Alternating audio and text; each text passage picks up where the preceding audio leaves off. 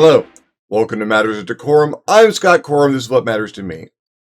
You can rightly tell how many times I've had to try and record an episode by how far down my coffee is at the beginning of any given episode, since I have to drink a little bit during every take to keep the old throat working properly. Some days more than other. I have a problem. I am running a D&D 5e game coming up. Probably a couple of them. There's usually one or two on the horizon. And I have a problem with consistency.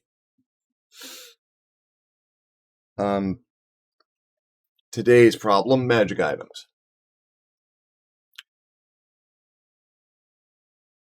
This book has a lot of magic items in it. I mean, taking from previous editions and building on lore and stuff, there's a lot of magic items in here. And other books that are, some of the Unearthed Arcana stuff, Tasha's, Xanathar's, have introduced more magic items. So there's just this flow of stuff. And I am very pleased with the variety that is in these editions. It gives me a lot to work with as a dungeon master. That being said,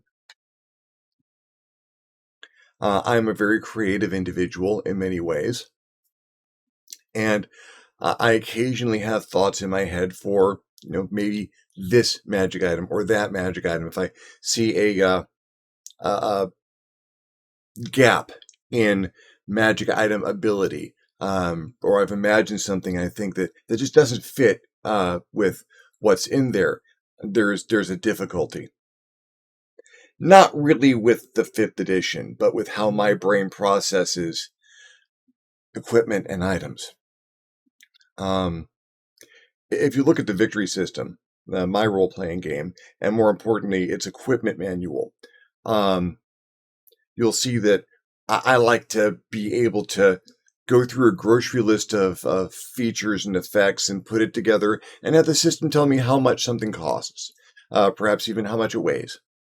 So that the system's math is working for me and allowing me to stay consistent. Something that I've built like this or like this, even if they're wildly different but have some commonality, you can see a consistency between the items. And they're not as concerned with that consistency in this. In fact, the guidelines are very wide and very open, to the point where you can't really reverse engineer the magic items in here from the guidelines they give you for creating them from scratch. But there's also a lot of just make stuff up. And rather than being given a number at the end, you're given a range of numbers of how much it may or may not cost, and ask the dungeon master. So it puts a little bit more load on the dungeon master in play, but it's still, because that gives you the freedom to have the open structure of the process here. So does this magic item exist? It might. Let's see what the shop has. And oh yeah, it's got that, and it's kind of rare, so it's going to cost this much.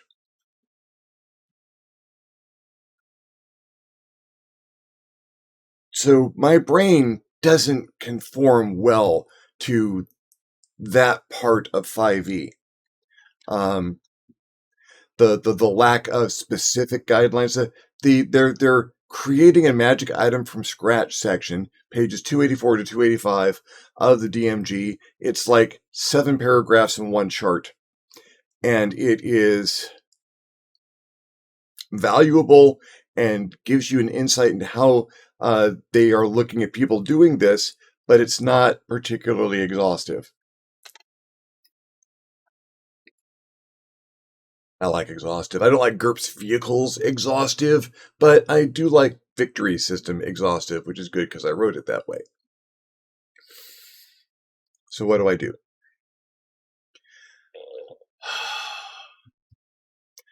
realizing this is my problem with D&D 5e. And, problem is a big word. This is a stumbling block to my ability to process um, that part of the game. That in the middle of everyone doing the shopping montage, whereas if I buy a sword or armor, I'm given a cost and a weight, and I take that money off my character sheet and I put it take that money off the character sheet and give it to the dungeon master, and I've got that sword. I want this magic item. How much does it cost? I don't have a number. I have a range of numbers that I've had to consult on a chart after looking at the listing for the magic item. It's clunky to me. It's nonsensical that I've had to reference a chart to find a cost for a set item in the book. So I'm going to be making extra charts. I'm going to be making extra charts because that is how my brain works. I'm going to go through and probably generate a median cost for every item in the game. I'm going to use Microsoft Excel so I can use a lot of copy and paste, maybe pull down menu. I can just pull down the item's scarcity, and it will give me the cost I have given to that scarcity. Now, the reason for a range being given in the chart in the book is very likely so that that same magic item is not going to cost the same everywhere. Some places where magic is prohibited, those things could be vastly more expensive because they're rarer, they're more difficult to come by. You go to some risk to have an inventory of those things in it. You might get dragged off by an inquisition. Or it might be less expensive where those items are common and there are a lot of people around doing that kind of enchanting work. And there might just be a bucket of magic missiles in the back. They're common. So, sure, wand of magic missiles. I'll throw in one of those if you buy a more expensive magic item.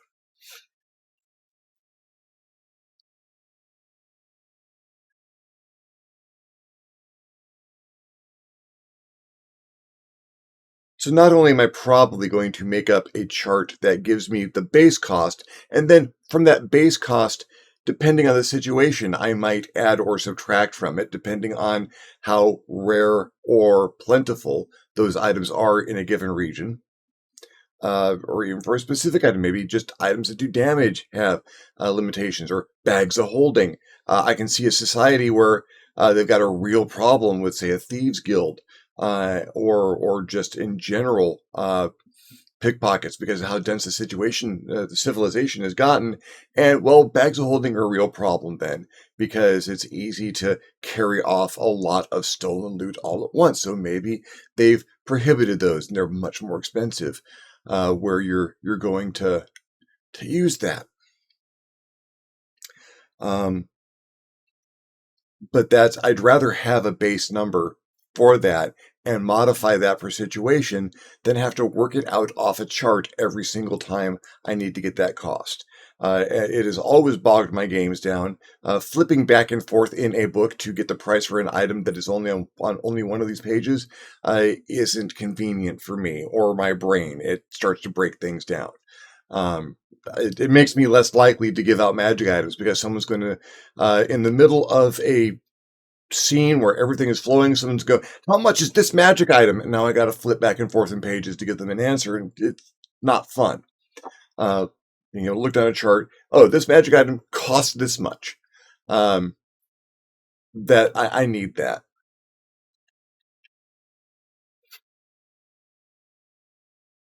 Which leads to another problem. The open-ended and very free-form magic item creation rules.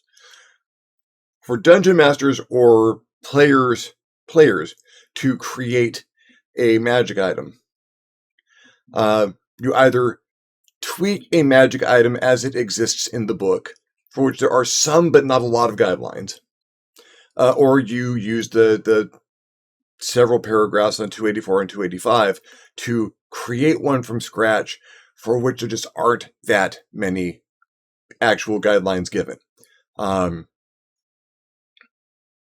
And you cannot reverse engineer items in the book, in the DMG, by those rules. You can't look at, say, a bag of holding and go, oh, well, they went here on the chart and they used this and it's got this in it, so that's how they came up with it. That's not in there.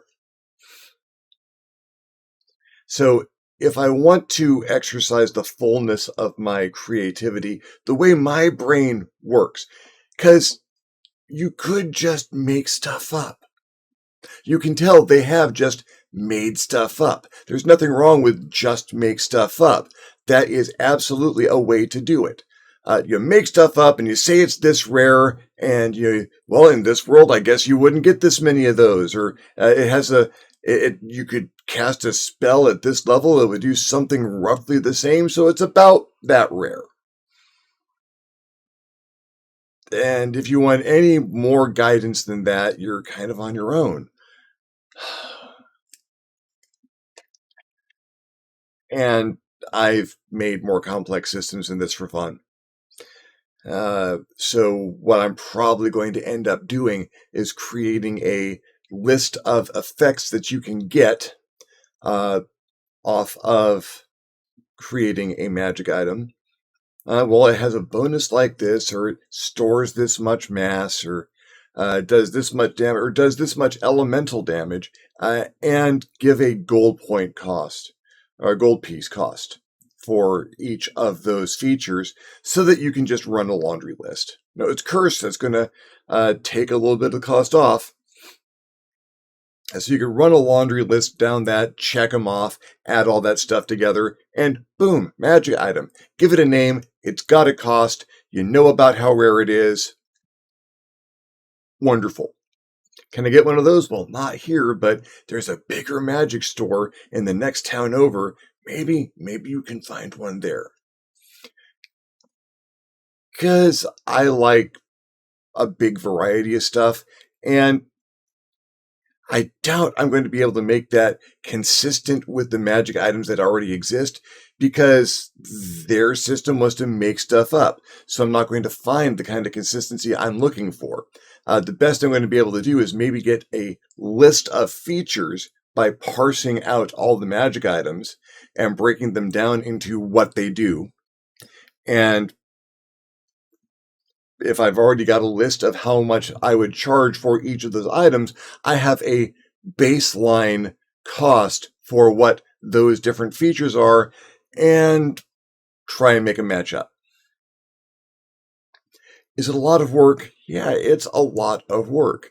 Is this something I can actually use? I might be able to trim the serial numbers off enough that I can put this up, at least the guidelines up, on Drive-Thru RPG or through the Dungeon Masters Guild, maybe, as a magic item creation system.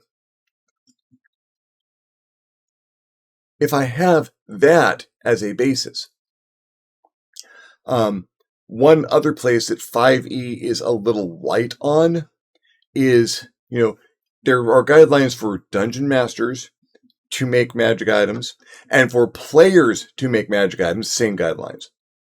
But not a lot for player characters to make magic items.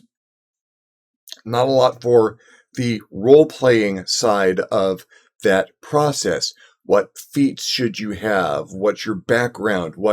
How fast can you make them? How many materials do you need? What tool set do you need? How long does it take you to make a magic item? I would like to craft a +4 Holy Avenger. That sounds awesome. How long is it going to take you? Are you going to be out of game for a while? Is that going to mean you miss the next adventure? What are you doing? How long is that going to take you? How much effort? How much does it cost you to live while you're doing that? All questions which can come into play. That's not a simple downtime activity, not for a single downtime. And a lot of these things are probably going to involve processes that can't be interrupted. So I'll deal on this in my 2 or 3 hours between my watch. as we go on the adventure, and that's not how these things are generally done. Can't make a suit of barding piecemeal a couple of hours at a time over 7 or 8 nights.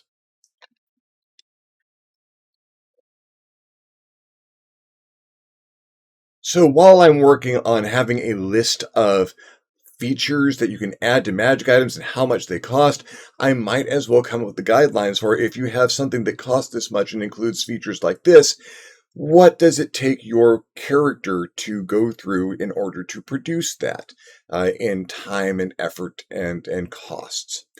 Um, how much can your characters sell that item for? Those costs are probably all the fair market value. So you add them together and you get what you pay. What do you pay to make it? Because it can't be that same cost. You can't spend 100 gold piece to make a magic item and sell it for 100 gold pieces because enchanters need to make a profit too.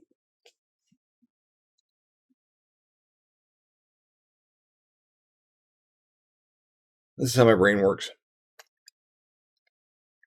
So my brain works this far down the glass of coffee. Um,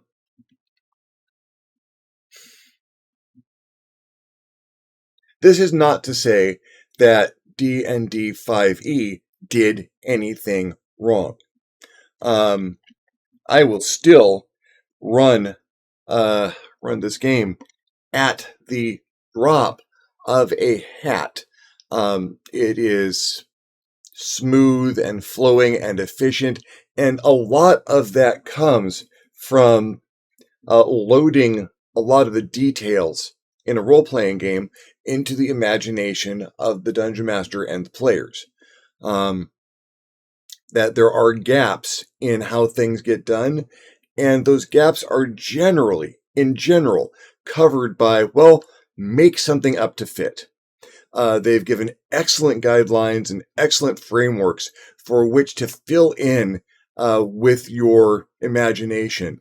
I watch people making up characters for a game I'm going to run, or I'm making up characters with another group for something someone else is going to run, and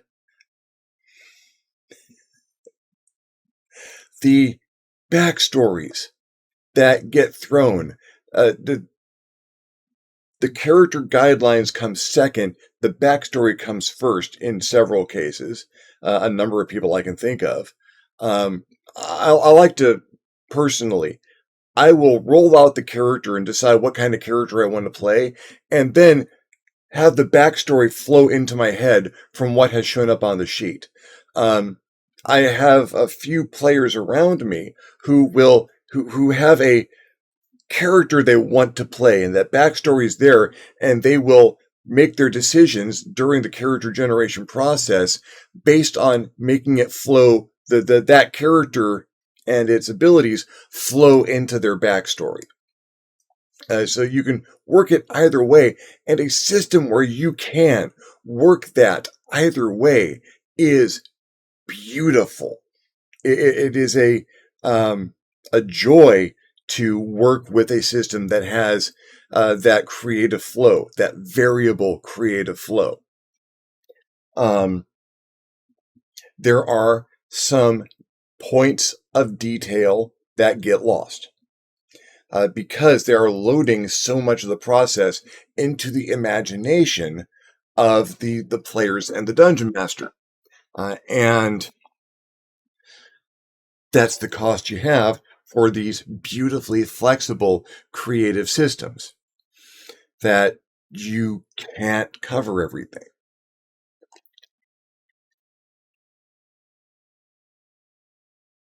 Which is not a problem with the system, but it's going to be a problem for some, not all, of the players and dungeon masters.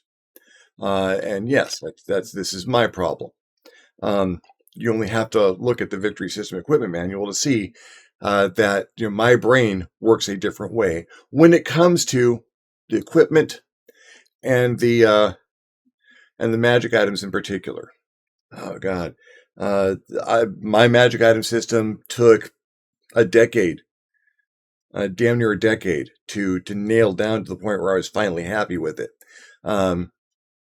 And while it still isn't ideal, it is flexible enough that there's guidelines for filling in the blanks.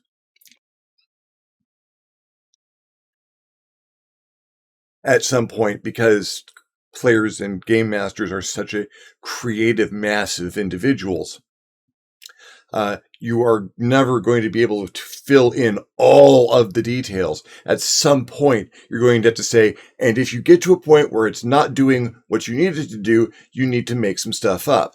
The victory system erred towards that on the far end of content, while the Dungeon Master's Guide kind of erred on the narrower end of that content generation. So I've got charts to make up. 10 years ago, they'd already be done. 10 years ago, I would have made them up over the course of an afternoon. I'd have gone to the mall, sat down with a cheap hot dog and a Coke that was too big for me, which I was going to finish anyway. Maybe 2 cheap hot dogs because I was a hefty boy then, and a spiral bound notebook and a pen and a DMG, and I'd have been scribbling all day, and then I'd come home and I'd put it into Excel and let Excel finish the work. I miss the days where my brain would just do that. I miss the computers that have the places where I've already done a lot of that work. I've lost more charts than I have, almost more charts than I've created. Although that's not strictly possible, but it's me. I had to find a way.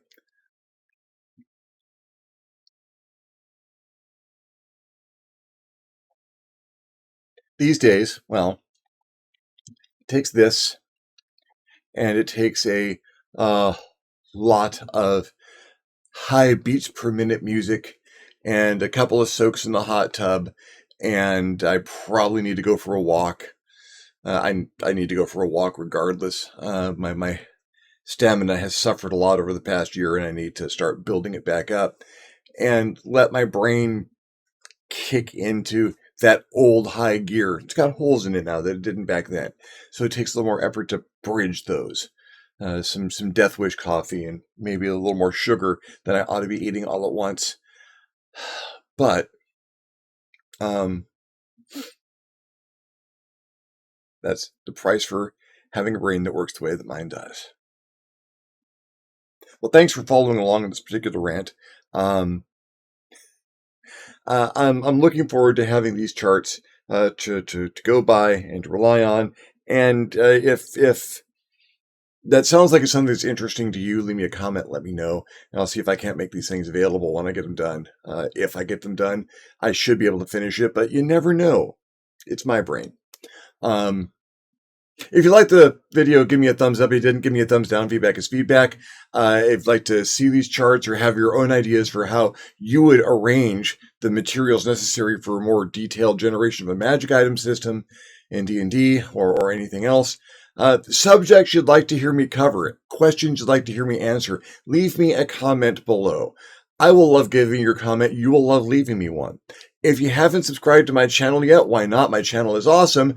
Go ahead and hit the subscribe button. If you do, also hit the notification bell so that you're alerted when my videos become available.